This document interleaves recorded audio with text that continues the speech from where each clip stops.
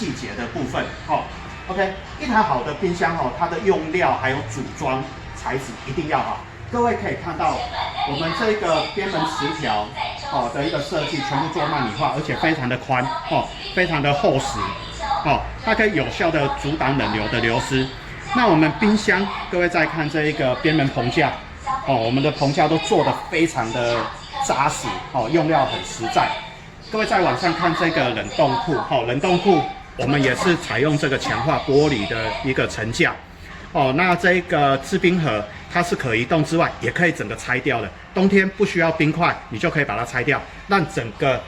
冷冻室的一个空间能够更大。再来注意组装的部分哈，各位可以看到这个组装的一个接缝处。LG 这个入门的上下门冰箱哦，做的这样子非常的漂亮，干干净净的。OK， 同样的这个部分，我们来看竞品的冰箱。OK， 各位可以看到竞品的冰箱哦，它的边门磁条就没有做的像 LG 那么的宽、那么的厚，而且很薄，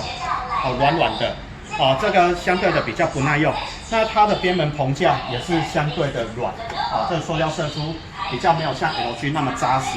那我们再看上面的冷冻的部分，哈、哦，这个层架，哦，是做塑胶的，哦，这个材质就比 LG 差了哈、哦。再来，它的一个制冰盒是做固定式的，你连拆都没办法拆哈、哦，所以有点浪费整个冷冻的空间。冬天不需要的时候也没办法哈、哦，它就是在这边占空间。然后最后注意组装这一个品质哈、哦，它的一个机壳接缝处这边，各位可以看到哈、哦，有点脏脏的哦，发泡剂的溢出也好，事后再填补这个水孔也好，哦，就会搞得很脏哦，跟 LG 完全不一样。OK， 所以啊，我们总结一下，为什么今年会特别推荐 LG 啊？几个重点哈，刚刚所讲的，第一个，它的一个用料材质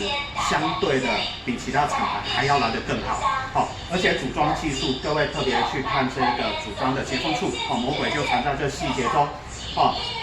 那再来，我们的商品保护非常的久，哦。保护非常久，那在你使用那么久的期间，你也不用担心它退流行，因为它可以透过手机、透过 WiFi 哦，去不断的升级更新哦，这它的一个韧体永远维持在最新的一个状态，它是可升级的一个家电这样的概念哈、哦，所以在今年哦特别推荐各位就是这台 LG 的上下门冰箱。